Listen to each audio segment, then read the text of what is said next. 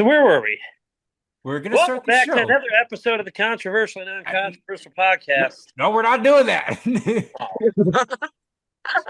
We're not doing that. fine. All righty. Welcome back, Ready? everyone. Chuck. Welcome everyone Is it back. recording? Are we Shut up. recording? Okay. Now we're starting. Is there an agenda? There is. Welcome Did back, we everyone, add to the stuff Chuck. at the last second? Stop it.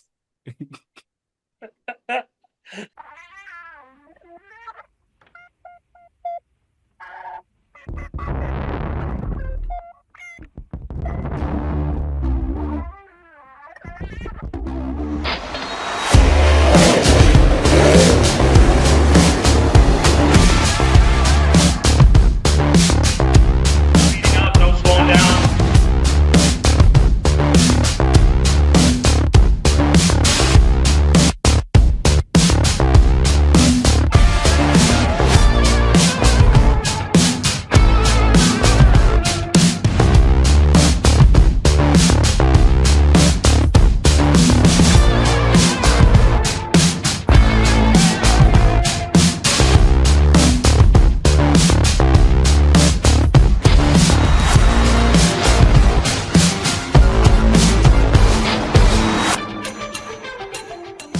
And with all this hemming and hawing, I will do what needs to be done. And welcome back to another episode of the Track Packers Podcast. I am not your host, Mason Eisenzimmer. I am your.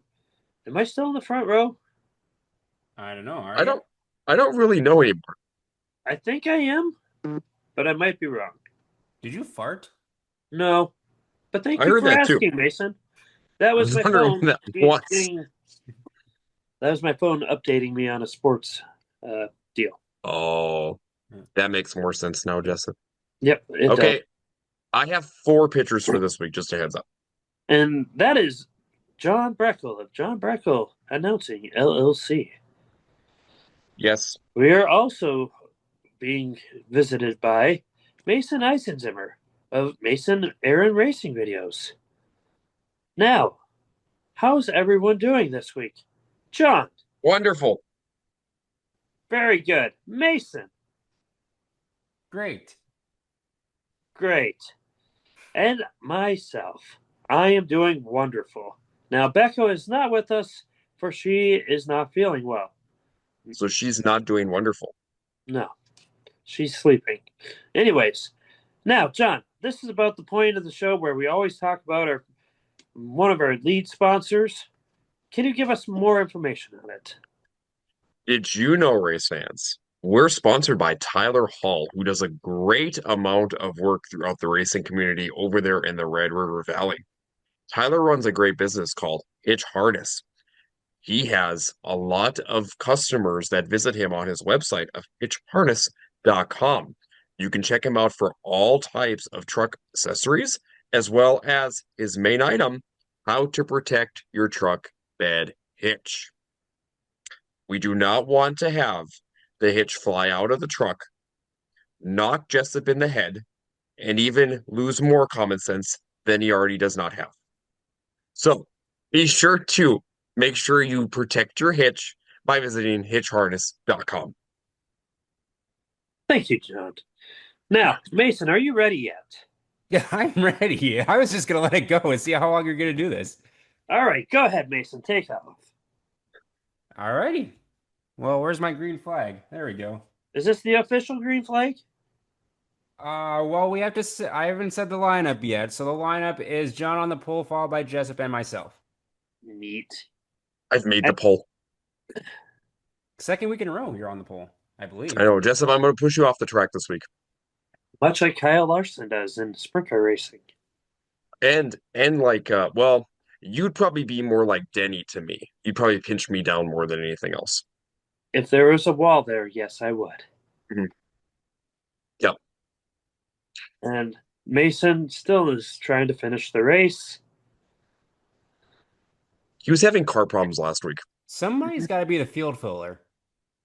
Well, before we officially throw the green flag on the show, I want to give a shout out to all the folks that watch and listen to our show. Thank you so much. It's been fun to do this show throughout the summer and get so many people checking on in. We want to thank Noah Madler in particular, who tuned into the last episode. So thank you, Noah. You've had a great season.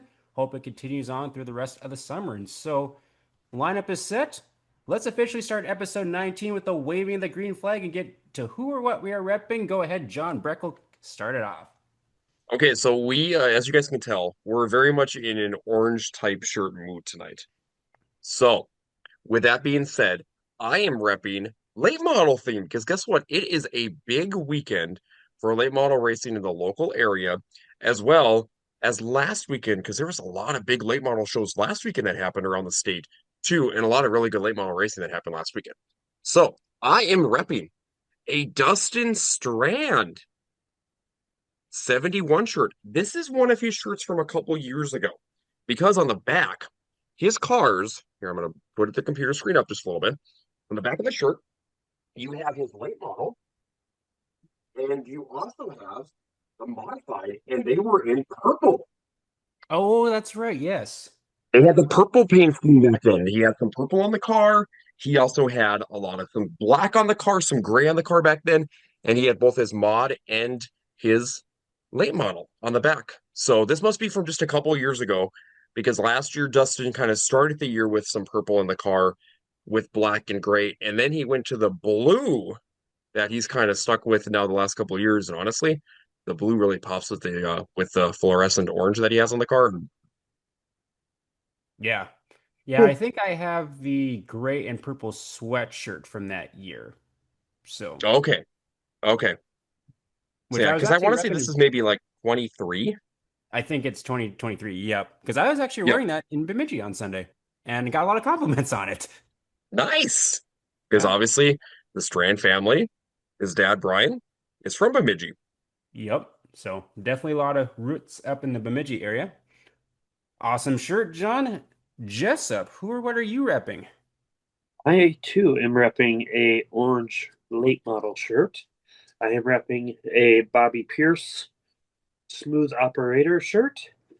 And yeah, it's just a nice fun shirt, different color for me. So instead of it being like the racer orange, it's a nice peach orange color. So And it's it's a got little his paint different. scheme on Jessup from I think was He's that got the dream. that's the dream one, right? Because the Yep, world is always in September. the world is in September. Yeah, Isn't Yep. there isn't there a huge one this week? It's the Prater Classic this week, right? yep. Yes, Fairbury's got the race this week. Yep. Okay, I'm And like, Bobby Pierce is the defending champion of the classic. yeah. Yeah, I'll admit I'm not well versed in national late model races. I confuse which one is which during the part of the year. So, The Yep. USA Nationals is the week after. Honestly, guys, I would actually really like to go down to Fairbury one of these years and experience that one because they kind of did a documentary. I don't know if you guys saw it on CBS Sports Network from last year's race. And it looks like a super cool track plus event because the track is basically a quarter mile, right? It's a high bank quarter mile that has a wall around the whole outside of it, and it's got pretty wide for turns. And the track itself is kind of in town. Like the town is not that big, but the track is located like right down a street from a housing development. So with that being said, you have like a close-knit community with the racetrack, which is really cool to see because some of those are where you get a lot of the fan interaction. And based on the documentary that was shown, that grandstands is very lively. That's not a very it's not one of those quiet, regular local grandstands maybe to where, people go, they kind of mind their own business. They enjoy the races and everything else. Nope, this one you definitely have favorite drivers. You and the people let you know who their favorite drivers are. mhm. So yeah, so that would be kind of a fun event I think to go attend. I'd agree with that. And Fairbury is kind of like the perfect size for Jessup, especially on like the World of Outlaws game, because it gives him a wall to bounce off of continuously around the track. Hold on, before you even start saying that like a bad thing, the person I am representing pounds the wall. He This is does. true. He does. He gets the car set up on the wall. It is effective. So I'm an effective driver, is what you're saying. Thank you, Mason. Sure, we will go with that. We will go with that. Alrighty, I will finish off who or what we are repping. I have a new hat. This is of the Clausen Racing Team, a retro-looking 47 on this hat with both Memphis and Malachi from up in Manitoba. And then for the shirt, I'm repping a new Zach Flickinger number 15F Wissota Street stock shirt. He is out of Madison, Minnesota. One with a bright orange shirt. I don't believe he's got a feature win yet on this season. He's been very close several times, but one of the fast drivers from the Montevideo, Madison area, and I believe he's going to be going back over to like the Little Dream that's going to be taking place in just over a week's time. He always loves going over there, and so hopefully he has a good run over there and a good end to his season. So that is who or what we're repping for episode 19, and then we will move right into the hot sauce hot memory rewind and give a shout out to Isaac Hot Sauce Sandro in the 12S IMCA modified and the 104 Wissota Street Stock. I believe he pulled double duty on Friday and then raced the modified on Saturday in Jamestown. So another busy weekend for Isaac. Got a little bit of break with farming, so he's going to be racing a little bit more until things pick up with that. Be sure to stay up to date on his racing, 12S Racing on Facebook. And if you see him in the pits or at the track, stop on over and say hi and check out the Sandro Snack Shack for all sorts of fun, delicious goodies. And thank you, Isaac, for your support on the podcast. Jessup, I will start with you for your selections for this week's Hot Sauce Hot Memory Rewind. Well, we're gonna see how this goes. I just picked 3 randomly, and they're all in order. So you can remember, folks, pick the year, the driver, and yeah. So let's go with this. Oh my God, there we go.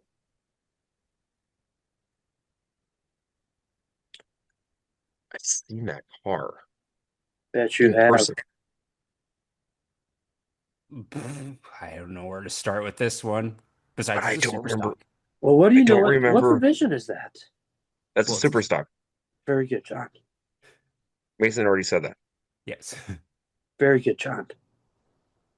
Does this driver still race? I don't think so.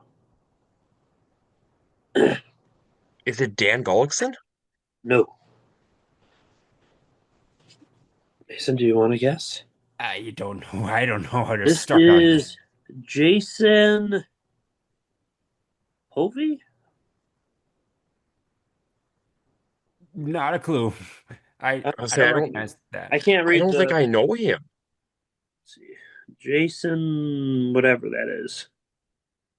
Yeah, I'm Jason Hovey or Lovey, something like that. Yeah, I don't think I know him. All right, well, we'll go on to the next one. Oh, double O again? I don't know it. Told you. Made it too easy. You guys said I've been making it too easy. Now it's too hard. I'm terrible with super stocks. Yeah, Mason never saw them growing up, so he's like, Greek. So you know how I feel when you do Minot and out western folk. See, I try to do it like on the edge of like you may know this, but it's you had to think a little bit. These I have no idea. Well, John, this is a South Dakota driver. God, who would Initials it? are AE. AE. That's not helping me either. I'm not sure I know that one. Andy Eswald. Eswald? Eswald? I don't I don't recognize think I that know one who either. that is. Well, we'll go on to number 3. Da-da-da. That's a Conrad. Oh, we're on it. I don't remember which Conrad though. Is there like a Darren Conrad or something? Is that Ron Conrad? No. It's part of a hobby stock name. Brock? Type of No. car, type of car used in a hobby stock. Or or a street stock? Starts with an M. Eh, Monty Conrad. Oh, like Monte Carlo. I can only walk you into this so much. Mason, you're like, oh, What are cars? Yeah, sorry. I was no help there, John. I was no help on that one either. Jessup, you Well, kind of here, stumped us tonight. I'm actually impressed. we'll try another one. It's going to be even harder. He is from the Wisconsin area, I'm assuming. 04. One of his descendants probably still races. He races over. I don't know if this person races still, but their family members race in Cedar Lake and Red Cedar. Is it a mater? No, but they race modifieds. It's an AOT. Ah, It's an AOT. I don't know. yes. I don't know anyone beyond the Nick or Adam. This would be Kevin. Okay. I don't have anything easier. I Well, don't even, yes. Super stocks. I'm out to lunch. well, you did all right, Mason. You did all right. You did, Mason. You got Monty. Oh, here, Mason, you got a chance of this one. I From the mean, it's like the least common number in all of racing. This individual, last I checked, was racing up to last year. Might still be racing this year. Was the Proctor Fair Speedway president? Come on, Mason. You should know that. I should know that. It's such a great hint. Well, maybe not. Oh, this might be a different one. I No, saw the name on the back, which makes sense now. I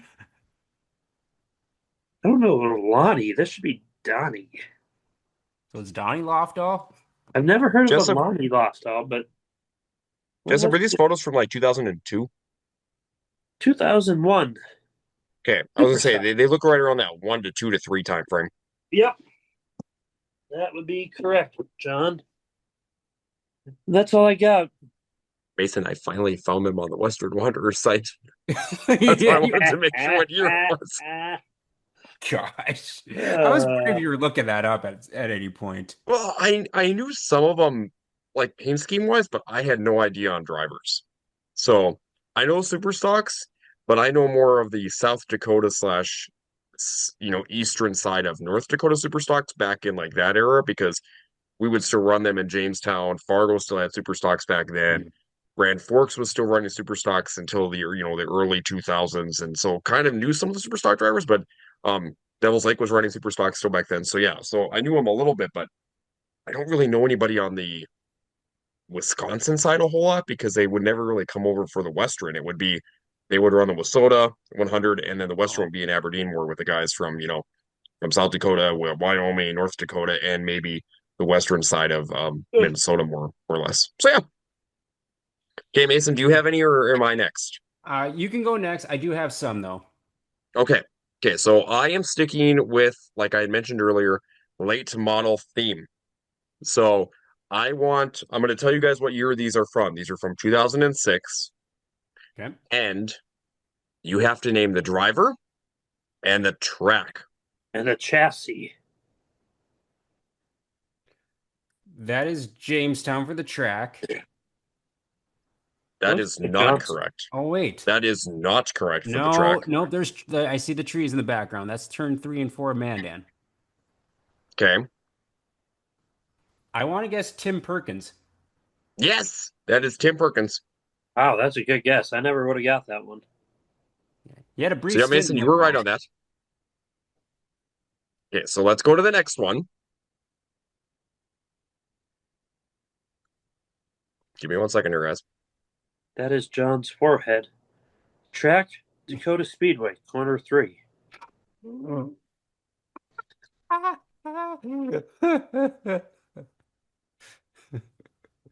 Jessup, you be quiet over Both are incredibly dry slick. That was pretty funny. Uh, Oh, 7X. Ooh, first person I can think of is Jesse Glenn's. that's not just. there. No. I'd say Scott Lane, but it's not him. Mm. Okay, I'll give you guys a hint. This driver, he actually came to the Stampede for several years. He also came to the 100 for several years. Um, he is over from kind of the Montana, Wyoming area. Vernon Hill? No, he just, I don't believe this driver races anymore. When was the last time he raced? It's been a while. Well, then I'm probably not going to have a Uh, good guess on that one, John. Okay, I this don't is recognize the DC car. Miller. Nope. Not a clue. The reason why I always thought this car was very unique was because DC's number scheme is very, very close to Jody Olson's number scheme back when they both used to run late models, I'm and they surprised you would both guys show aren't. up at the same tracks, and it looked very similar. I'm surprised you're not saying that's just a paint scheme. So, well, I mean, it's It's way just a too much given at color this for it to be point. a Jessup scheme. And only that too, there's too much sponsors on the car to have a Jessup paint No, scheme. I think that's right in the just a paint scheme. And maybe on like the very fringe of Jessup I would scheme. Oh, agree with it Mason. It's is a kind of bit on the much, fringe. but that might be almost too much. But one ml. Oh, Is that at Huron? Oh, what was the track on the second one? Oh, that was, I believe, Black Hill Speedway. I was Okay. gonna get that one. Yep. Is this at Huron? This is Huron. This is Dakota State's Fair Speedway. Oh, this is gotta be a 100 photo, isn't it? I think so. I want to Uh, say Wazaleski, but it's I'll, not his car. Mason, do you have a guess or do you know It looks before I like give you guys a hint? no, I feel like it's Banger's a race South car. Dakota car though. It is a South Dakota car. It is a driver from South Dakota. Not my guess. Oh, number one from South Dakota. Is it an Angles or? Okay, so I'm going to give you a hint. There's going to be two hints here. The driver is a very, very good bowler that has actually been inducted Oh, into the South Dakota State Hall of Fame. that And doesn't. also, the driver does a lot of shock work. Oh, Brian Deedy. Yes, yes, it is. This is Brian Deedy. That's a nice looking car. I like it. I actually bowled Brian in Aberdeen this past year when we were down there for the tournament. He is a very good bowler. I will agree with that. Okay, now this one. This is going to be kind of a head scratcher. So just a heads up. I know the rest of them haven't been, but this one will be. Hold on one second, John. I gotta pull up Western Wanderer. Now, hang on. I don't think you need to pull up Western Wanderer on No, this one. no. Although What track do you guys think it is? the R on the back is throwing me off. But what track do you guys think this is first? That's Casino. I was gonna That say, is Casino Speedway, yeah. yeah, I would say that. That's a Jessup. That's a Jessup paint scheme too. Look at that. This is That way would be nicer than a something. Jessup paint scheme. This No, is this way is nicer. right on par. This is what dirt track racing had. This makes even weirder sense that you thought Dee Dee's all red car with not much to it was Wild. good. Yes. Scott Ward. It is a Scott Ward car. It's not Scott Ward driving. But I say, why is there an R behind the 37? It's like, I, is it like Troy Randall who drove it or something like that? I'm going to give you a heads up. This driver still races today, has two cars Scott. down at Casino, does not run a late model regularly, runs a completely different class. Two cars. All right, I'm out. Does not run a late model regular, so he still races a late model on occasion? Is what you're saying? No, he hasn't been in a late model for years. It's more in a Midwest mod. Uh, t- Not Todd Stark. Shoot, I'm gonna kick myself on this. I'm not. I got Casino and Scott Ward. Scott Ward's Okay, car. I'm pretty happy with myself. it's a driver Well, that that's actually usually has the thing. already visited Victory Lane this year, and that's Terry Riley. Really? Shoot. Oh, dang it. Yeah. Yeah, Terry was running one of Scott's cars down at Bill, Casino. Bill Your Shea two cars Mason. was throwing me off The because R he on the has two back end he because has he's got two two Midwest Midwest mods. mods. That's what that was throwing me off. That was a Yep. deceptive clue. Ugh, Alrighty. Okay, Let's see if those are you my can four. So breeze. see, we kind of did a little bit of a venture around the state. Let's see if you can breeze through mine. that's a car. That's a number 14. This is a Jessup approved scheme. This is more than a Jessup Brewski. This is like full on Jessup with the flat tires and everything. Gee, thanks, guys.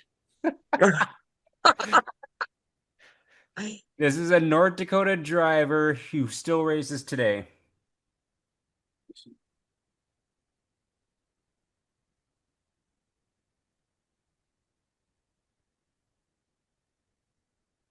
It one of the beaters. is not one of the beaters. This driver is currently in a battle for national points. Taylor Is Heaton. it Gabe Deshaw? Nope, wrong Tyler. sanctioning body. Oh, wrong sanctioning body.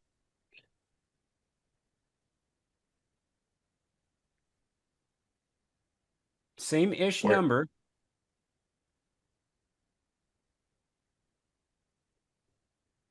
Let me guess. It's a Midwest mod guy. Nope. Tyler Peterson.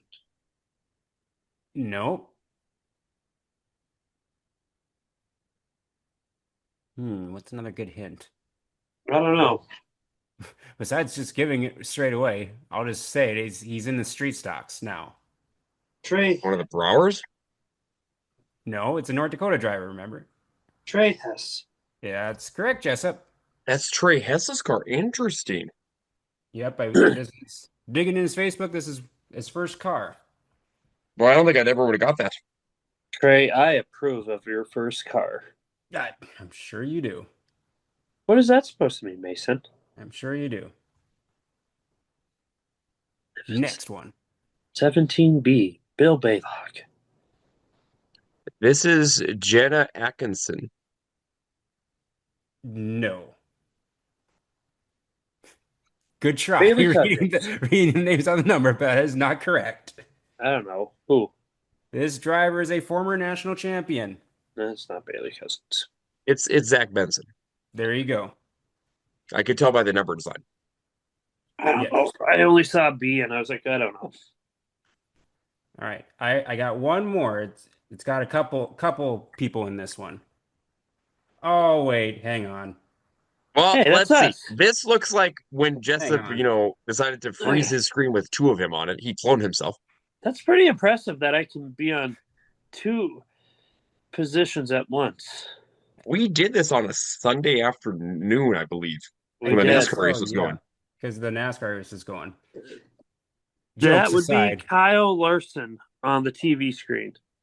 So that's Brennan Wade and Andy Wagner. good job, John. I What didn't track, recognize the John? Brennan What Wade speaker track? first. I believe that is Fargo. I think you're right on that. I think that's Fargo. Yeah. Yeah, I didn't realize that Andy raced, I guess, Midwest Modifieds way back when Well, this. kind of before IMCA Sport Mods kind of became a thing around the state. Yeah. In the East, it used to be all Midwest mods. Yep. So there you have it. A very extensive hot sauce, hot memory rewind with a lot of stumping along the way. This is true. We had a lot of stumpage. Yes. So moving on into the track pack report, actually had quite a few races that we as a collective group hit up this last week. I actually kind of kicked it off on Wednesday, made a day trip down to the Sioux Falls area. I want to give a shout out to Cody Pappy for letting me stay at his place so I could go to Huset's.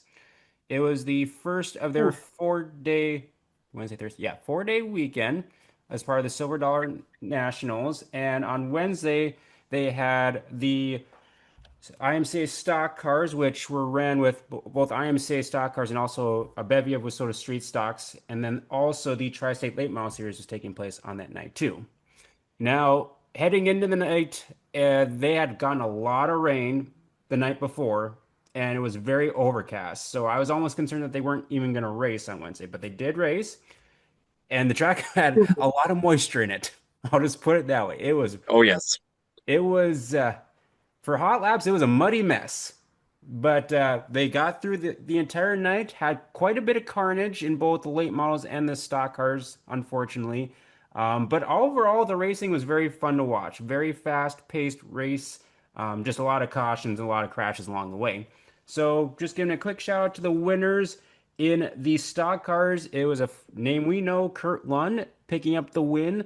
And fun fact, that was his not his first Houston Speedway win. His last win, I believe they said, was from 1993 in a sprint car, which I didn't realize. Really? I Wow. didn't realize either. Sprint cars. He Yeah, did. He raced he sprints did. back in the day. He was a really good sprint car driver. He raced that Yes. thing. Yeah, so he did a great job. He actually started a little deeper in the pack and had to move around several really fast cars to get the win. So congratulations to Kurt Lund on the win there. And then in your tri-state late models, it looked like to be the Bill Layton show. He's out of Nebraska. He was running away with it until he kind of got caught up in lap traffic and actually wrecked out of the race, unfortunately.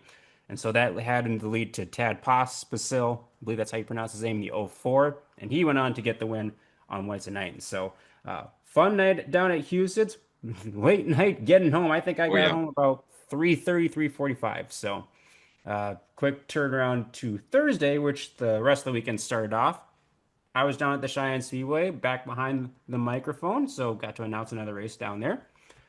Good turnout of cars, and the track was in very, very good shape. Shout out to the track prep crew after last week where they had a lot of character in the track and very racy surface, smooth top to bottom, and you could race all over it. So very, very good job and turnaround. And nice to have a couple weeks straight for them to kind of build up some momentum with that track. And so winners go like this in your hobby stocks, which had several cautions in this race. But first career win for Bradley Stopworth in the 34, holding off a late charge from the 32 of Clay Genskow to get the win. And so congratulations to Bradley on the win. In your NX Legends, Ty Olson, who won on opening night at Cheyenne in 2025, grabbed his second feature to win, holding off Cody Mackhart and Regan Ranke in the 22 machine. Midwest Modified, Zach Ranke was out in front, holding a really good line, setting a steady pace until he blew the right rear with about 7, 8 laps to go. And unfortunately, Aaron Michael was kind of behind him with a head of steam, just nowhere to go. They collided, and unfortunately, that was the end of Zach's night. That handed lead over to the assassin Kyle Anderson in 59, and he would go on to get the feature win. I believe that it's his third feature win of the season. And so congratulations to Kyle Anderson, holding off Nate Ranke in the late race battle. Street Stocks went clean and green for their race. First time visitor to the Cheyenne Speedway for Colton Brower. He got out to the lead early, got about half-second lead, and then Cole Gresseth, who had won the previous week, started to track him down slowly. Got to about 3 laps to go, and Cole was looking for a different line as they were running the bottom. Pulled alongside him on the white flag, actually led that lap. And then they went side by side through 3 and 4. They both kind of drifted up the track a little bit, which kind of got Gresseth in the marbles. And Colton got the lead back and got the feature win. So congratulations to the 34J of Colton Brower. In your Gen X late models, another first crew win, 2 weeks in a row. This time, third generation driver Cade Skitland led the field to the checkered flag. Very, very good race for Cade. Very good job holding on to that car, too. He said his shift linkage broke, or shift lever broke, about halfway through the race. So that car was becoming a handful those last few laps. So he actually had to get towed into victory lane. So Mm. a little bit of a modified celebration, but nonetheless, congratulations to 75 of Cade Skitland. And Hornets went out to another fellow Mason out there with Mason Bogart claiming the feature win. So that was your action from Thursday night at the Cheyenne Speedway. Friday night action. Let's go to the Dakota Speedway where they had their regular classes in attendance for the first time in several weeks since they had just had the Dakota Classic Modified Tour the previous week. So, Jessup, how did Friday night go over in Mandan? It went well, Mason. Good. That's like when John? people ask me how was the drive to the track, and I say uneventful, which is always a good thing if it's uneventful. No, in a whole, the whole night was really good. Racing was good. Um, a lot of new winners, which is nice for our track because we get the reputation of being awfully stagnant with our winners, and you can pick between five guys in each class, and that'd be about it. But John, you can go into further detail. You have a little sharper mind for the details than I do. Yes, I definitely have the sharper mind as I'm behind the mic most nights.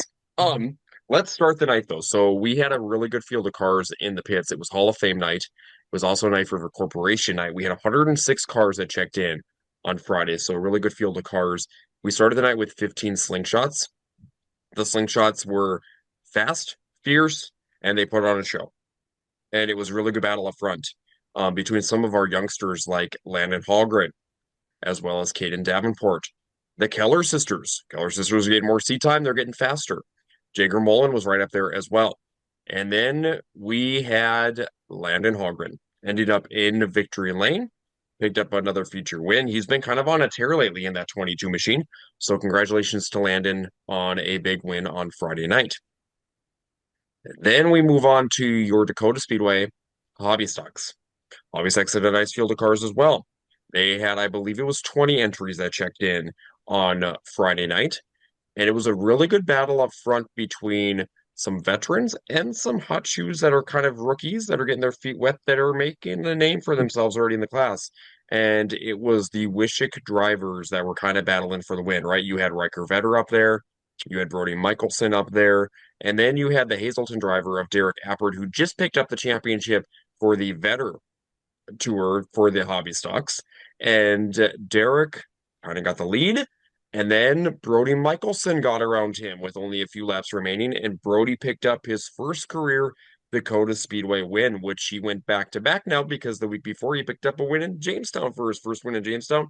And then on Friday, he picked up his first win in Mandan the next week. So congratulations to Brody for picking up that win in your hobby stock division. In your legends, it was kind of a battle up front between the Mather brothers, along with Preston Martin, and the guy that had led a lot of that feature was Ryan Erdahl. Erdahl got out to an early lead on the high side, kind of was walking away from people, and then we had a kind of a caution halfway through, and the Mather brothers on the bottom put together a race between Noah and Gage. Gage got around him, and Gage picked up the win on Friday night.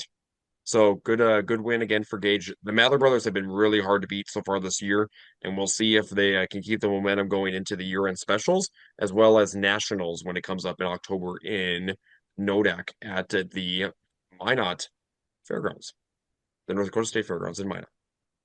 Do you like how I covered that up? Yep, So good job. next up, the IMCA stock cars, and we had 16 IMCA stock cars check in on Friday night, and Sean Strand brought his stock car out.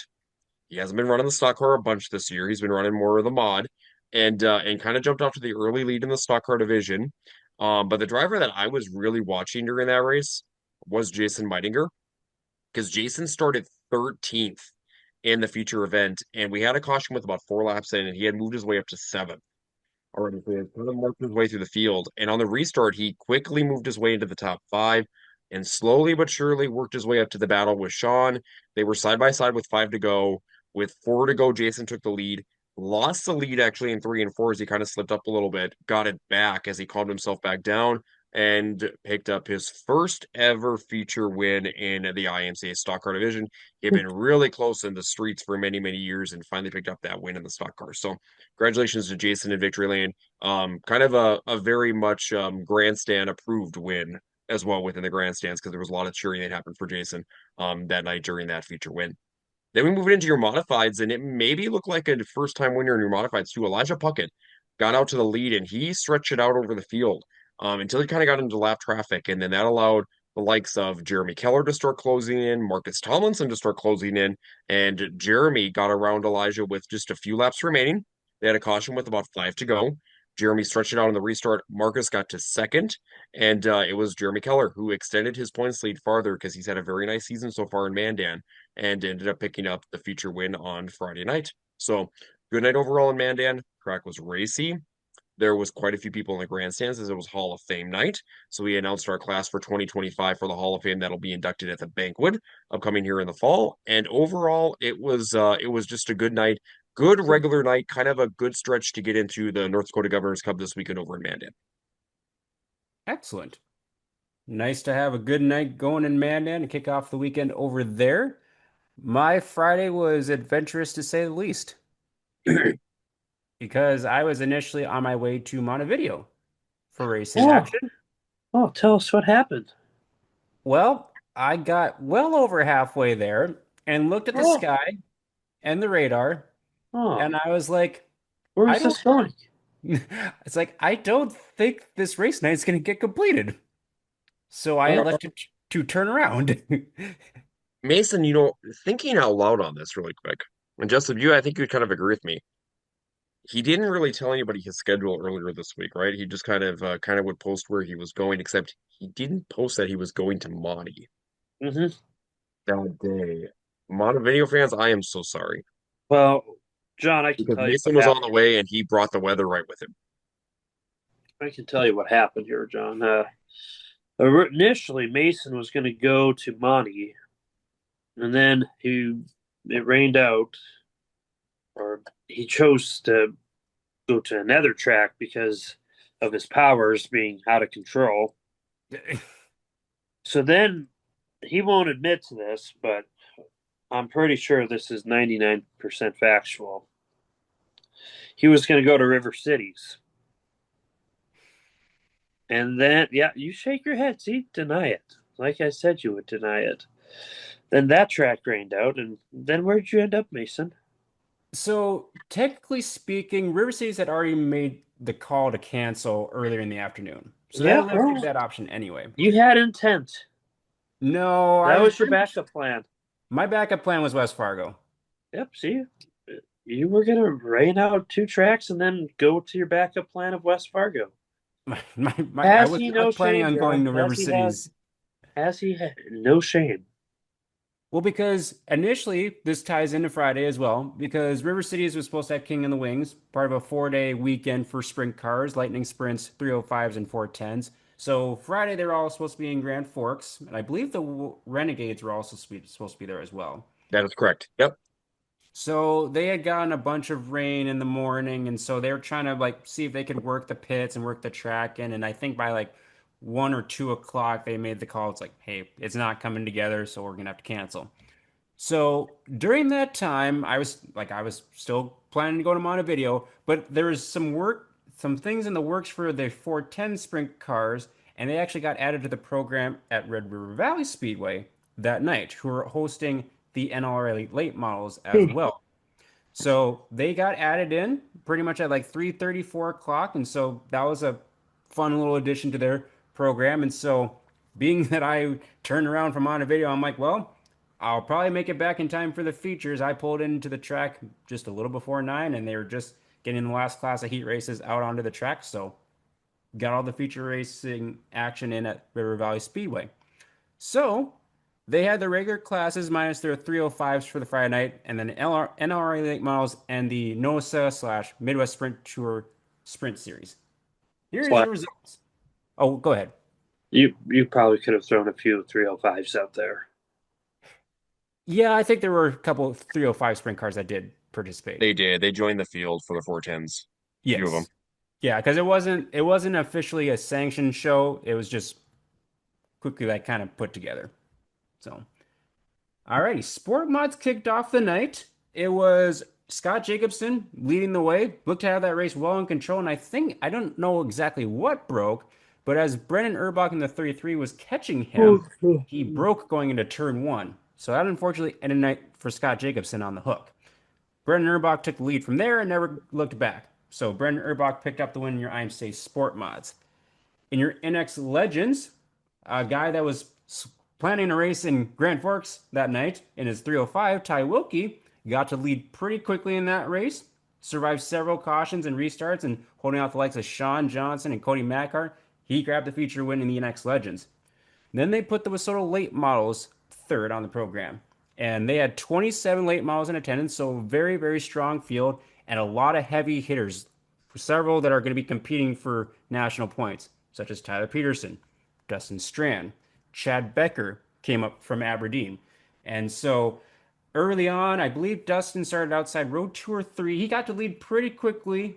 I had to track down Shane Edgington to start with, and then they were kind of like riding the rail, riding down next to the tires, all over the track. And Tyler Peterson, who had trouble in his heat race, started 17th on the field, was making a quick charge to the front. And through a couple series of cautions, sliders, crossovers, and everything like that, Tyler Peterson came out on top of that battle. Great, great race to watch. If you haven't seen the highlights of that, be sure to check it out. Really, really good race in your late models. And so he held off Dustin Strand for the win there. Then your sprint cars came out onto the track and pretty clean race up front. Weston Olson was battling hard with Mark Dobmeyer for the majority of that race. Mark was kind of within a car length or two, and then he actually broke and went straight off of turn one. Didn't roll over, thankfully, but that ended the night for the 13 machine. And Weston Olson went off from there, and he would get the feature win on Friday night in West Fargo. IMCA Hobby Stocks, another great race. Had a little bit of contact. We had between your leaders. It was Brody Eckert battling hard with Tim Church. I believe the two made contact, which ended up spinning Tim Church around. Eckert had to go to the back of the field. And then Tim had to hold off a late charge from the 0-1 and Nathan Cole, who were dead heat at the white flag. They had a caution in turn 1 and 2, and everybody had taken the white. So then they went back to the white flag lap, which handed the win over to the 21 of Tim Church. So congratulations to Tim Church on the win there. Modifieds. I am seeing modifieds. Started off a little rocky for Jesse Sklicki as he got spun around on the first lap and had to go tail end Charlie. However, he got all the way back up to the front by the end.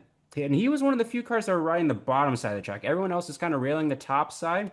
One of our sponsors, Tyler Hall, making a great run on the top side, was battling hard with Josh Anderson and the Seekerson boys. He really, really good race up front, but Jesse Sklicki using the bottom got around Josh Anderson late to get the feature win from all the way from the back of the field at the beginning. So great race for Jesse Sklicki. And then your IMCA stock cars to finish out the night. It was the Rick Schultz show out front until we had a rollover. Andrew Yoakum in the 21 went over a few times in turns 1 and 2. He was thankfully okay. Unfortunately, on that restart, it was clear that I don't think Rick Schultz's receiver was working because he was still warming up his tires going through 3 and 4, and they had seen the one to go sign. So the green flag came out, and everyone went except Rick Schultz.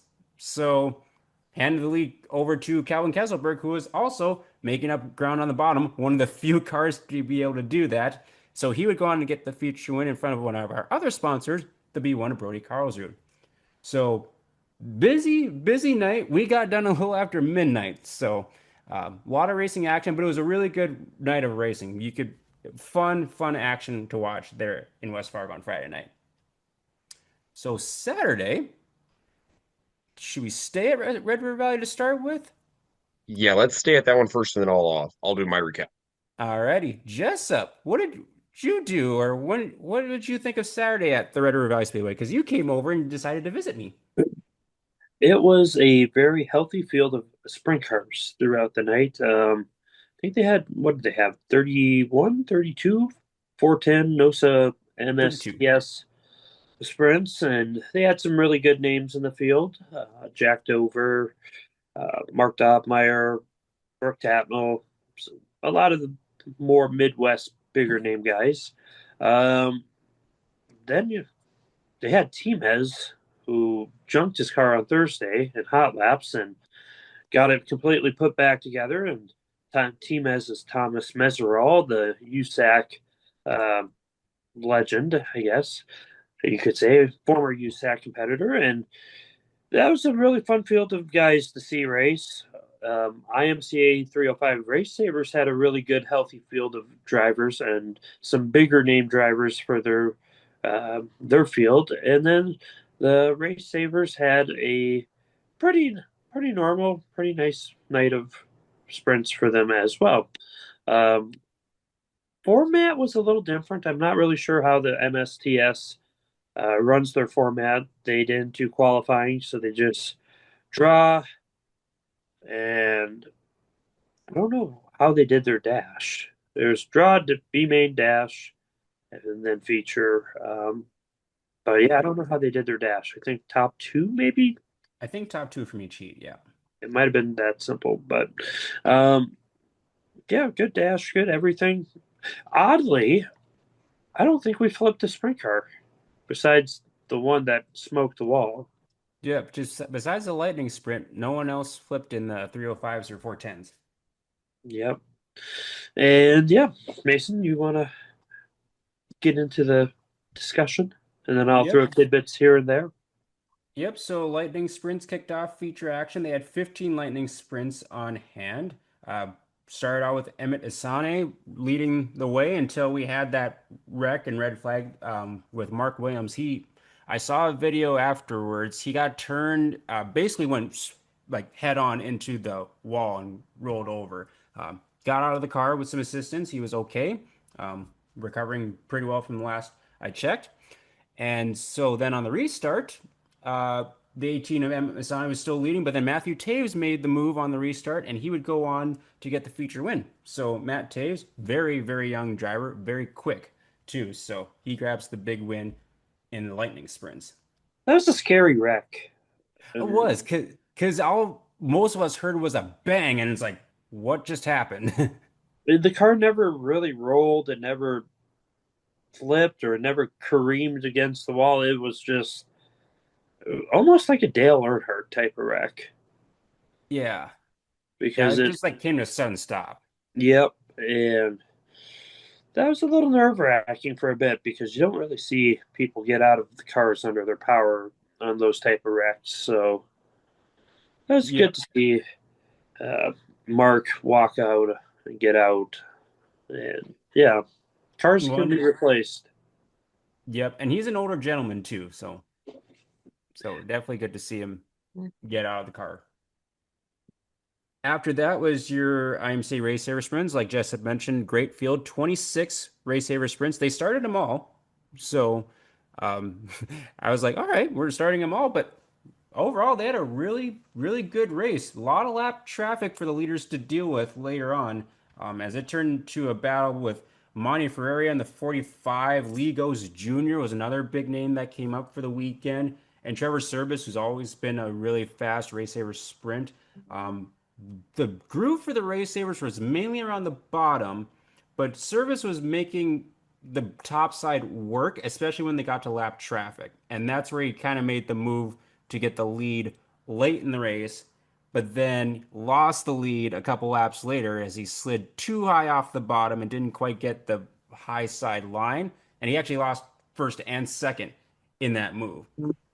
So that Yeah, handed the win over to the 45 Amonte Ferreira from Lincoln, Nebraska. yeah, that was a good field. If you look at their top 10, um, really no questionable cars there. I mean, outside of Amelia, the next highest finisher really would from our area would have been like Ty Hampton Hmm. and no really good names. A couple Nebraska guys. You had Timez in there from going +9 to finish fourth, and Lee, Trevor, and Monty are all and Cole. Cole did pretty good holding his own out there as well. So Brady Donahue had an well, I was going to say an off night, but it looks like he went +7, so he really didn't have that off of a night. Right. For me, I was expecting to be up towards the front, but yeah, starting 14th, it's like in a deep field too. Yeah, it was again nothing to shake your head at. It was good racing, really clean racing for the most part. From what I will say, this I didn't hear a lot of complaining or arguments in the pits. No, this is completely different from the last time Jessup went and I went to an all sprint show, I think, which was an 8 hour. We heard plenty of discussions afterwards. Mason, I think the last two times we had we went to a sprint car show, we've heard people swearing, cussing, and I think Gio threw his helmet Yep. across his trailer and screamed the F bomb at the top of his lungs while everybody watched on. I think he finished like second or third. Yeah. But yeah, no, it was a good it was good for the 305. So I was pretty happy. They seem to run very well over at Red River. They do. Yes. And I like that the class is growing even more and getting some really solid drivers, and they're actually getting consistently a couple of travelers each week for their weekly shows too, which is also really good to see. Mhm. Yep, yep. And then the MSTS and NOSA Sprint Series took to the track after that. 32 total cars, started 24. Pretty much it was the Andy Pake show, and he's got Red River Valley Speedway figured out. He does very well when the World of Outlaws show up, and he got the pole by winning the dash, and so Yeah. pretty much it was going to be tough to beat him based off of that. And they were mainly running the top side in the 410 A main. Jack Dover was kind of within reasonable distance in case Andy would make a mistake because the cushion in one, like, or the top of one and two was very razor thin in particular. Three I and don't four, think there I don't think there was one there. no, they're probably because there's several Because cars that pushed it off. I know in the closing laps, it was like the last five, you would just watch everyone blow off the top, catch some sort of traction a car width or half a car width over the crest of the hill, and then they catch and go again. No, one and two were not nice corners. It was the same way on Friday night too, because there's a lot of drivers that blew it off the top of one and two. I wonder what that's from. Is it from just getting pounded from the sun all day? Could be. Yeah, it seems like one and two is always kind of a tough corner. Even in the other classes, that's usually the corner that people just push too hard through one. And yeah, I don't know if it's the shape of the corner or what it might be. But Andy Pake gets the win in front of the 53 of Jack Dover, who's racing for Essenson Motorsports. Tim Essenson, one of the drivers we know from our area. And Weston Olson was your third place finisher. Good run for Jack Croker, moving 14th up to fourth. So good, You pretty know good who race had a there. really good run? Alex Trashinsky impressed me. I thought he had a good night.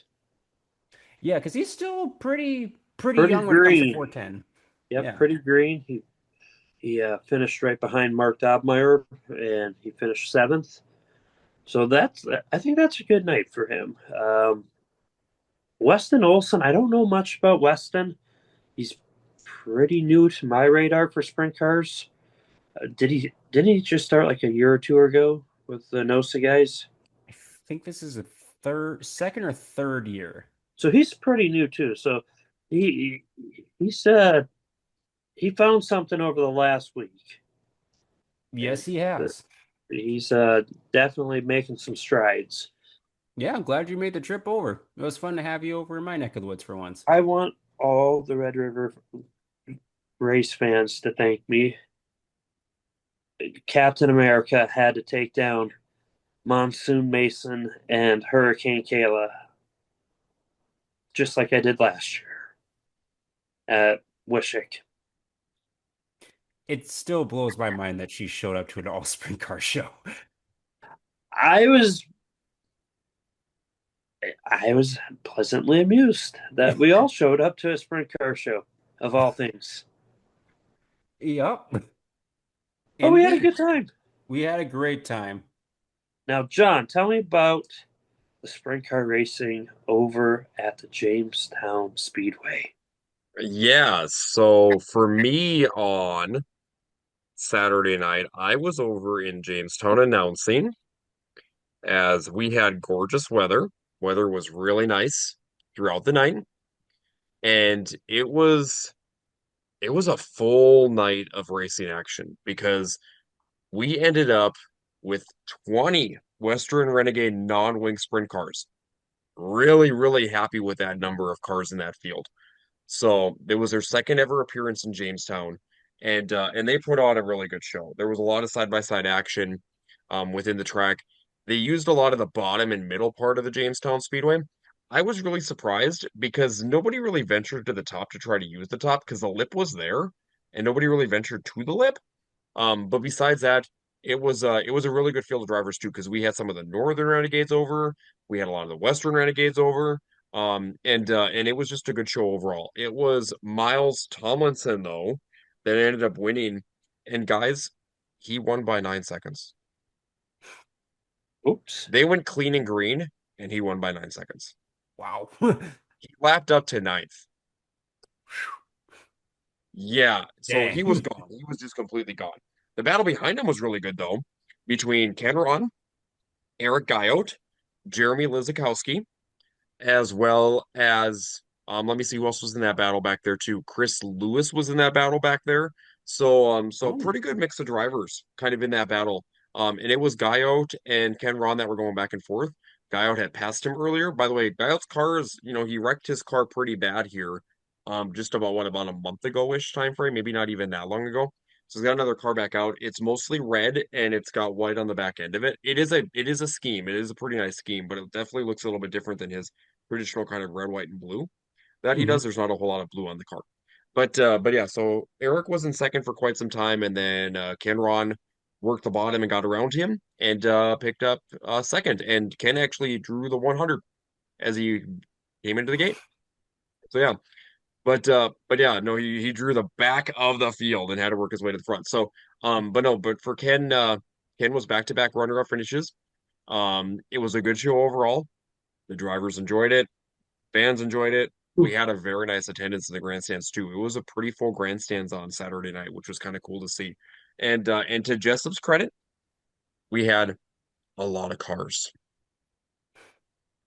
So Jamestown ended up with 20 Western Renegade non-wing sprint cars. That was their special class for the night. But overall, there was 131 cars in the pits. It was a lot of cars in the pits, and we ended the show at right around 11 o'clock. Yeah, So we were kind of keeping track just in case Jessup could sneak over and catch one last race, but not meant to be. Nope. no, it was pretty good overall. So this is how they ran the night. So the night started with the bomber division. And I have to give kudos to the bomber drivers because the bombers are always a great class to get people into racing. And going through and actually, kind of developing skills and get them into a Midwest mod or get them into a street stock or an IMCA stock car and get them into an IMCA modified and then eventually maybe into the late models.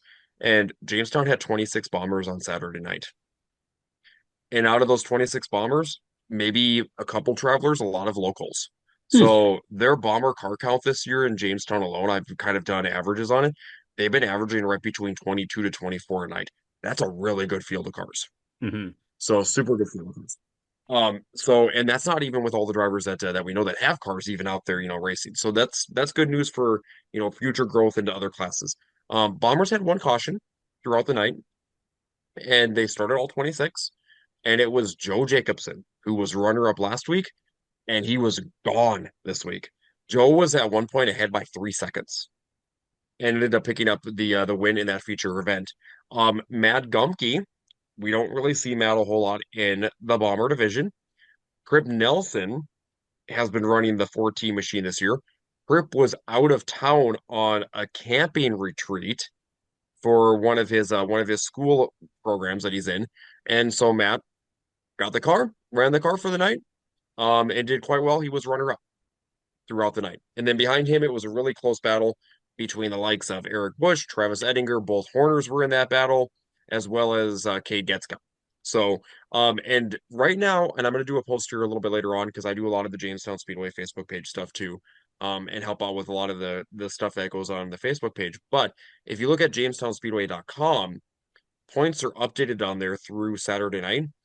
Right now, guys, in your bomber division, it is Kelly Horner and Travis Ettinger tied for the points lead, and Carly Horner is 1 point back in third. Oh, it's a good battle. That's the points battles right now in your bomber division. So pretty close up top in your bombers. So they ran the Western Renegades second. So the Western Renegades were right after the Bombers. Then after that, they ran the Wissota Midwest Modifieds, and the Wissota Midwest Modifieds went clean and green. They never had one caution in that race either. And it was the 59 of Kyle Anderson, who was ahead at one point by 4 seconds over the field. And at the end of the race, it was about 2.5 seconds, but the battle was on behind him between Jared Klein as well as Aaron Michael. And then you go back to fourth and fifth place battles between Zach Ranke, Jared Wimstead, Jason Grimes had his car out, the Midwest Modified. First time he's been in Jamestown this year with that. And it was a great run up front for Kyle. And Jared Klein and Aaron Michael, they definitely put on a battle for second. Aaron was on the high side, Jarrett was on the bottom and in the middle, and Jared passed him. Definitely came on as the race kept going. Jarrett did, and Jarrett cut Kyle's lead from 4 seconds down to about 2.5, within the matter of about 5 laps. So I'd have been very curious to see what would have happened, if we would have had a caution, or even if the race would have been maybe another 5 to 10 laps, because Jarrett was definitely coming. His car's definitely been. We were talking about that in Victory Lane. His car's definitely better as it gets on the longer runs this year. Mm-hmm. So great job to Midwest Modified drivers. We had 16 of them in attendance. They went clean and green. Next up after them was the NX Legends, and Legends were the only one that really had caution trouble throughout the night in their feature event.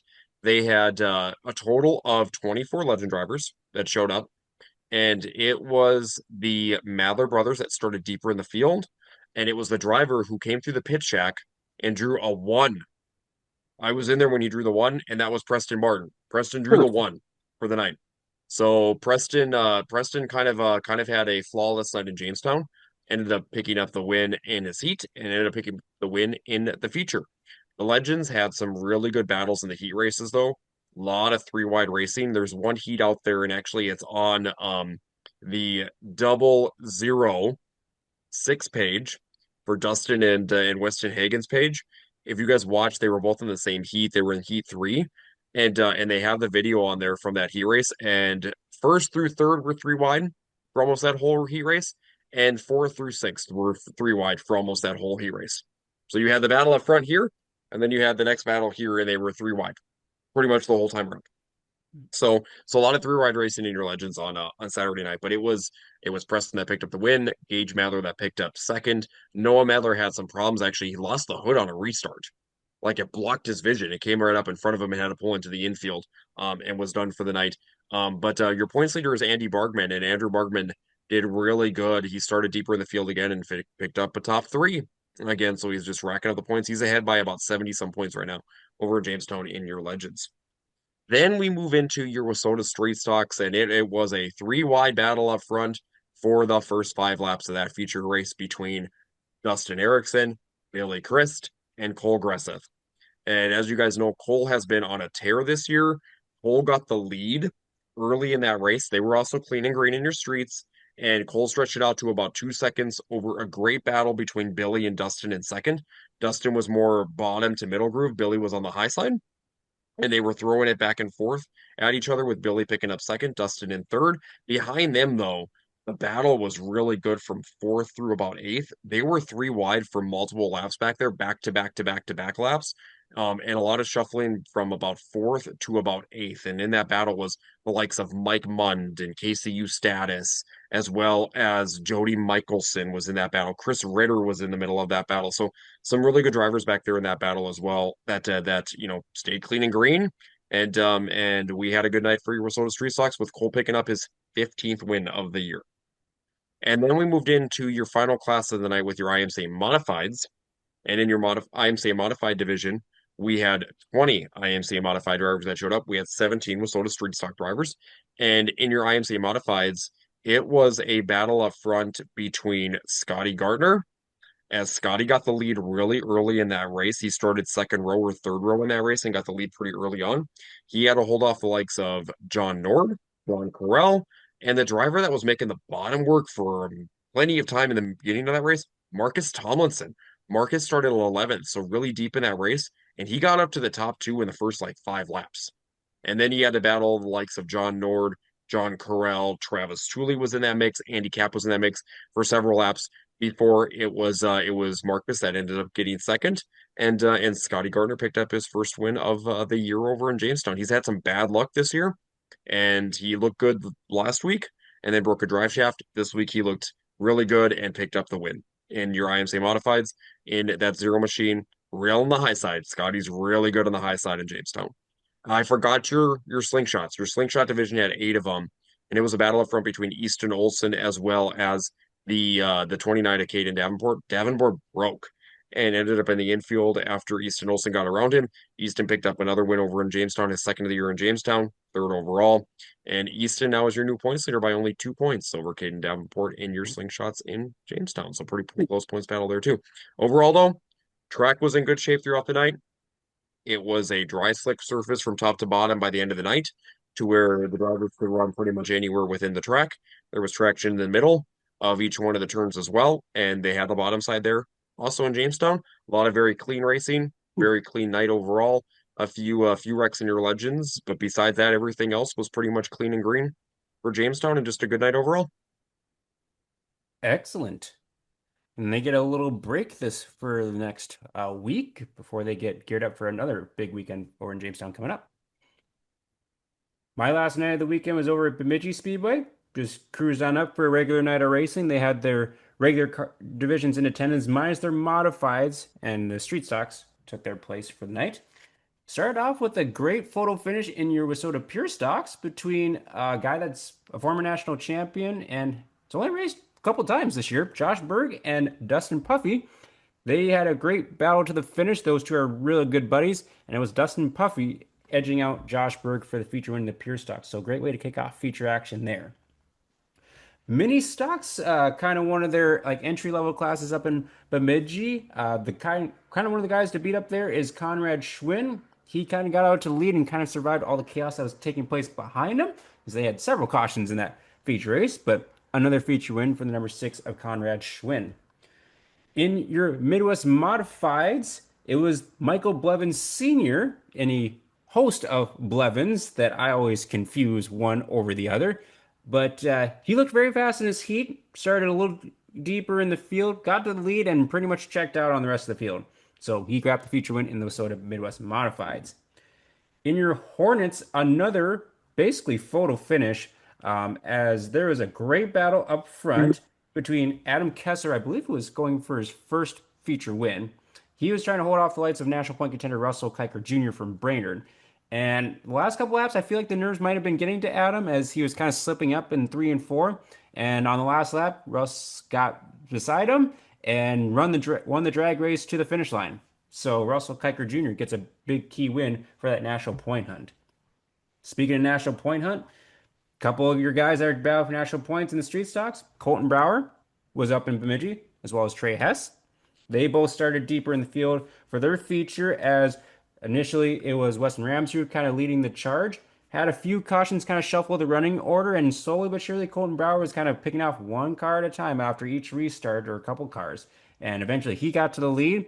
Scotty Messer kind of tried to follow suit, couldn't quite make a move on him, and so Colton Brower gets another feature win on the season. I believe he's up to 26 feature wins on the season now. So looking pretty solid in that 34J. Mod 4s went clean and green, and first feature win for this young man in the Mod 4s, Dawson Ulrich, out of Bemidji in the number 4 machine. Held off a hard charging Ashton Schwinn, who got to second, but by the time it was about 3 seconds behind, and he had cut the lead down almost in half, within 4 laps. So it would have been interesting to see if they had a few more laps what would happen. But congrats to Dawson on his first feature win in that class. And then Supers finished out the night with some carnage. Had a major wreck with about 5 laps to go with, I believe it was Brandon Barr who was leading that race. And on a restart, just things kind of got chaotic. And we ended up with 2 of them going off on the hook and another couple cars damaged. And Dalton Carson kind of emerged from the chaos and grabbed a feature win in the Wissota Super Stocks to finish out the night at Bemidji, which they moved through that program pretty dang quick. They start at 5. We were done by about 8:30, and it was nice to get a good portion of the drive back home in the daylight, because that can be a sketchy drive. So that is your track packer report for this weekend. Very hefty track packer report. And we'll move on to what's upcoming next. First, in the state of North Dakota with Mr. Dakota Dirt. Did you know, race fans, right? If you want to check your one-stop shop for everything with schedules, with results, with links to MRP as well as websites, and maybe an article in the near future, and also weather forecasts, you can check out Dakota Dirt. They are on social media platforms, but check out their website first, dakotadirt.org. Thank you, John.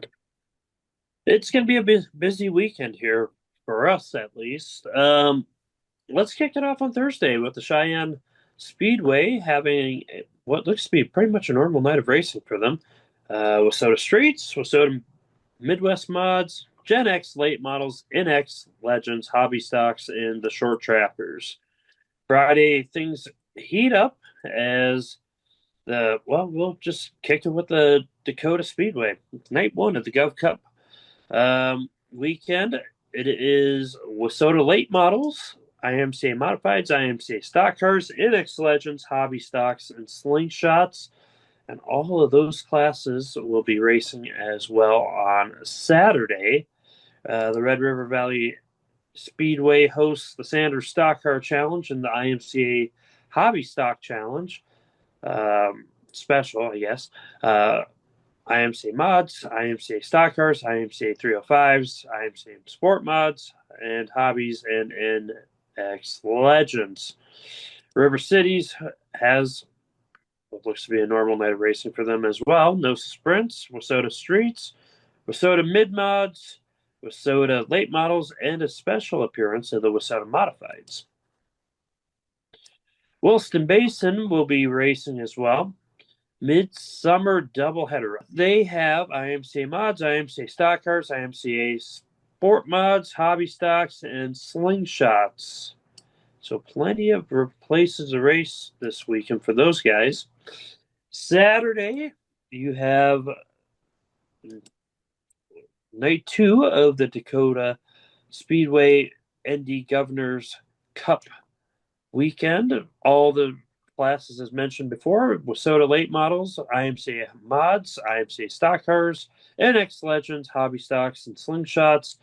Night two as well up in Williston Basin for their midsummer doubleheader.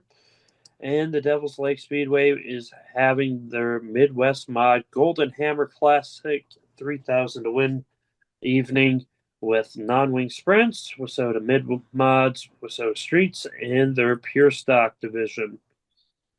27th is looking like McLean County Speedway is hosting their championship night with IMCA Stock Cars, IMCA Sport Mods, IMCA Hobbies, IMCA Sport Compacts, the Western Renegades. And then Tri-County is racing as well with a full night of classes, including Wissota Mid Mods, Wissota Streets, NX Legends, and hobby stocks as well. That wraps up this week for what our area is going to have. So a lot of big racings happening in the state of North Dakota. There's a lot of big racings happening outside the state of North Dakota. While I got it queued up on my side, one of the big races taking place over in Minnesota is the Big Deal. So it's 25,000 to win Midwest Modifieds and 125,000 to win for Modifieds. And it's going to be, I know there's several travelers from our neck of the woods that are going to be making their way over there. So it'll be fun to see how they do. Starts with a practice night on the 24th of July, which is on the Thursday. And then qualifying night on Friday. It's kind of like the layout is a little bit funky, so just kind of give you the cliff notes of it. Qualifying night on Friday, and then it's alphabet soup on that Saturday for the finale. So that's the big race over at the Ogilvie Raceway for those 3 nights. So I'll go from the Thursday, the 24th, where there's actually a lot of races going on. So we got the Renegade Speedway in Canby, Minnesota. Their one race that they do a year at the Yellow Medicine County Fair. That's racing. We have Grand Rapids with the KME Late Model Series. KRA Speedway once again. Norman County Raceway has the Sanders Stock Car Challenge portion over there that night. And then Victory Lane Speedway Racing and Red Cedar Speedway has a doubleheader. It's their fair weekend. So they have two straight nights of racing, Thursday and Friday. That's always a fun time. You always get to see some fun characters over there that weekend. Friday the 25th. First of two nights over at the Brown County Speedway for the Tri-State Late Models Series, as well as the Dirt Race Central Street Stock Tour. And they also have Midwest Modifieds on the Friday portion of the program. So, kind of a nice little special event for their Dakota Rumble down in Aberdeen, South Dakota. Fiesta City Speedway is having a Pure Stock and Hornet special. Mentioned Ogilvy, mentioned Red Cedar. Those are your races on Friday night. Saturday, Aberdeen again. Cedar Lake is running once again. I don't think it's anything in particular, just the UMSSS Wing Sprint Car Series. And then we also have Madison Speedway. They are also racing on that Saturday. North Central Speedway and Rice Lake is back in action after a week off, except they don't have street stocks because they have a big race coming up on Tuesday, the Little Dream. Viking Speedway is also racing, which actually they also have late models on the card. So be interesting to see what kind of field of late models they get over in Alexandria. I think that's their one show of late models that they have this year.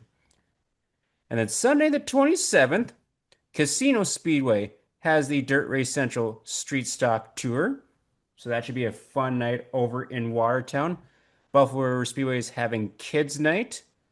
And then Granite City Motor Park is racing, as well as the Redwood Speedway. And that'll cap off the weekend until Tuesday with a Little Dream at Rice Lake Speedway, which I am planning to attend. So Nice. that's always a very fun event to go to and attend as a fan and also to watch online. So, kind of set up through fan donations, starts off with a minimal purse, and then people just kind of pour into it.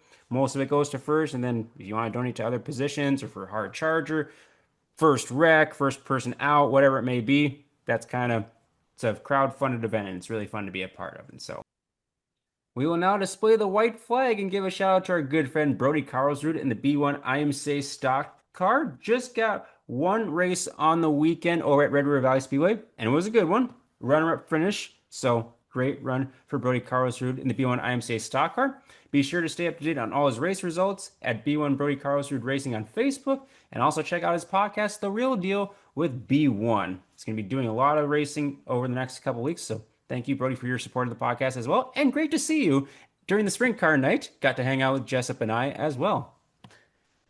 All right, wins of the week, John. Who do you got for wins of the week? Oh, I get to start. Ooh, Ooh. this will be fun.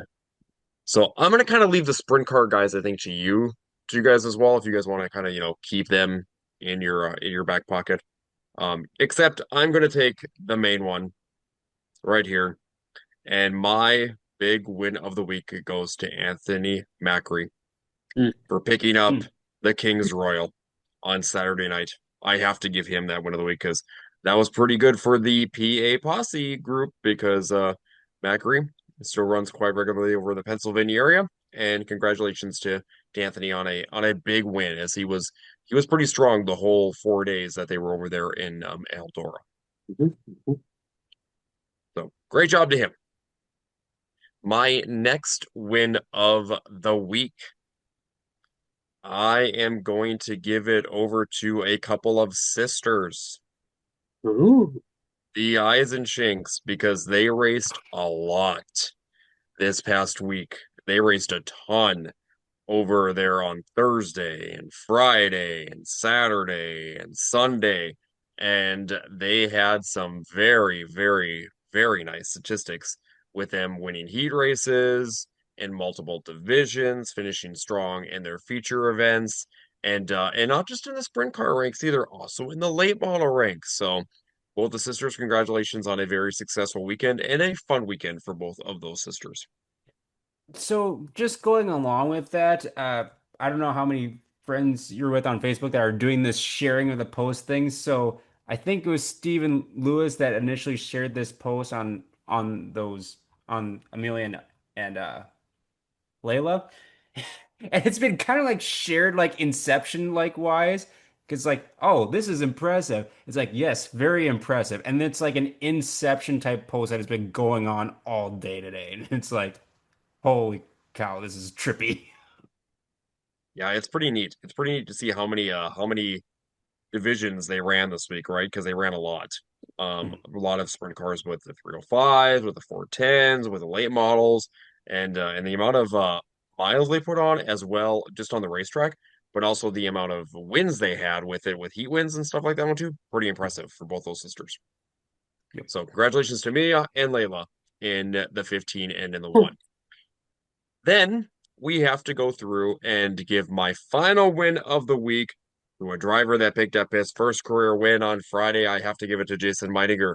That was a really fun race to announce, a really fun race to watch, and congratulations to Jason for running a very nice race, keeping his cool, getting his marks each and every turn, calming himself down when he lost the lead there briefly and getting it back. And congratulations, Jason, from 13th. Your car number to first was pretty impressive. Yeah, when I heard that it was his first stock car win or in general, I'm like, wow. Yeah. Awesome wins. Jessup, you get to go next. Well, all right, if I have to. I will start with the well, who do I want to go with? There's a lot that we could go with here. I guess I'll go with late models first. My first one goes to Jesse Glenns for picking up the Mater Memorial win over at the Cedar Lake Speedway, and I think they had over. I know they had over 50 some cars. I think it Yeah, was. they had a lot of late models. I think at one point they had pre-registered like 62 or 63 cars, They had or 58 total so they for the lost night. about a handful from whatever reasons. But at the end of the night, it was Jesse Glenns picking up the big feature win. Just throwing some stats out here because these guys need to be uh, highlighted too. In second place, it was Nick Anvelink. He got second from 19th. In third place, it was Jake Radetsky, who got third from 20th. In fourth place, it was Daniel Bargender, who charged all the way from 14th. And in fifth place was Chad Mater, who charged from 17th. Now, I think they had a really big wreck that took out about half the field. They had a big wreck, and I Was don't that know, in the Jessup, if it super was the stocks? maybe they had a big wreck in the late models though too, because remember Sammy Mars's car was Yeah, that was bad. really Yeah, that and was a they big hit. showed the video. I saw a video of it too, where I Corey think it was Krasper Mitch. got together Yep, with Mitch somebody McGrath and came in hot on the bottom and yep, punted two cars, and that sent yep, what's his butt Krasper. Casper up Yep. into Because Mars. Corey was on his side like this, Hmm. and then the car set and it went immediately right into Sammy when he was on the outside, and they Mhm. both ended up in the wall pretty hard. Yep. So though there's a lot of movement in the top second through fifth. Jesse won from the pole, which nothing wrong with that. I think they didn't they race for over $10,000. I think it was It's 10,500. 10,050. Yep. Yeah, so that was pretty impressive. 10th through 26th, DNF'd. Interesting stat. Um, so my next one is gonna be. I'll go with Weston Olson. I'll leave the other one for Mason. Oh, jeez, Uh, thanks. That was my main one on my list. you want Weston? I'll give you Weston. I don't care. I got plenty here. I got 7 winners here. I'm gonna pass on you, Weston, but just remember I had you first. So um, my second one will go to Jack Dover for picking up the King of the Wings. Third place at Norman County, second place at Red River, and second place at Buffalo, and that's called consistency. And consistency is what usually ends up being the thing that helps people win a lot. So, congratulations to Jack and Tim Estenson Racing, and that was a pretty cool deal for you guys. It was good to see Jack Dover race again. I've only seen him race a handful of times, and he's always done quite well. Then, I got 2 guys to choose from here. I could go with Scotty with picking up the mod feature win over at Jamestown. But I think I'm going to keep it over in Cedar Lake.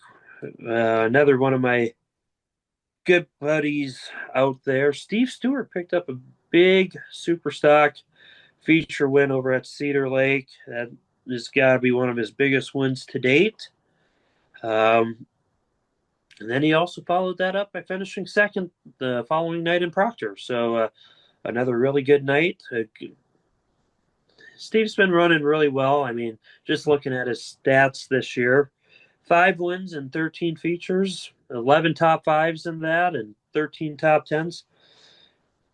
Steve, you must be doing something right. Keep it up, buddy. So maybe we'll see you when we head back east here in the fall. Yep, definitely well deserved of a win of the week. So I'll start off over in Alexandria for my first win of the week and give it to the Dykoff family. Both Haley and Kyle won their respective feature races. Haley in the Midwest Modifieds and Kyle in the Wissota Street Stocks. So great to have a nice little family celebration on Saturday night over at the Viking Speedway. My second win of the week is going to go to Colton Brower. This was his weekend. Runner up at Thunder Bay, Ontario on Wednesday. Win at the Cheyenne Speedway on Thursday. Friday night, a win over at the Black Hills Speedway. Saturday, win over the Miller Central Speedway. And Sunday, capping off the weekend with the win at Bemidji Speedway. Pretty solid weekend. It's a lot So, of I would driving. say so, Mason. there's a lot of driving too. See, people think I'm nuts with my travels.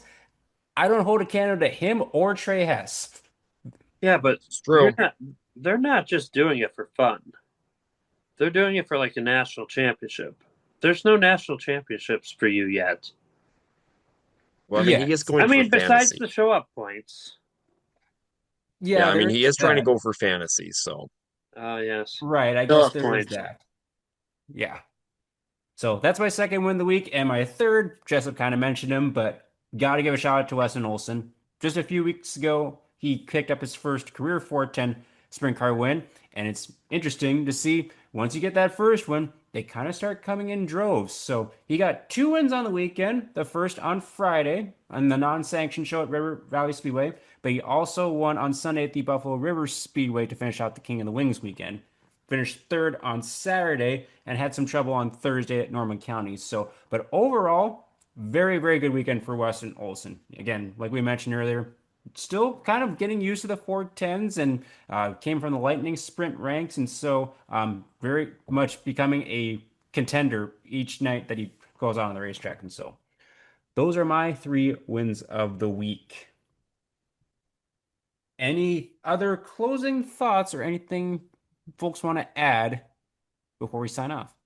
I swear we'll do a Western Roundup here in the next month. You do. We are falling very far behind. We're not going to do them all. We're just going to talk points. Top points. Sounds like a good idea. John, anything from you? no, I'm excited for the weekend. I think, we're kind of, I hate to say we're hitting kind of the middle of, the summer months slash later summer months, but there's been a lot of really good racing action. I'm extremely excited for some of the shows upcoming here in the month of August as well as September, along with this upcoming weekend with some big specials because car counts have been pretty healthy up here across the board with where we have been at for the racing area. So with that being said, sometimes car counts kind of dip this time of year. They really haven't dipped off a whole lot, so that kind of gives me some pretty good hope for some big car counts that year in specials. And fans have been pretty good too. I mean, fans have been packing the grandstands and continue packing the track. So I mean, keep it up. Absolutely. I couldn't have said it better myself. That is a great way to end episode 19 of season 4 for the Track Packers podcast. As always, be sure to like, share, and comment and let us know where you're watching from. We always appreciate the support. Thank you to our sponsors, Hitch Harness, The Real Deal with B1 Brody Carlsrud, and Isaac Hot Sauce Sandro.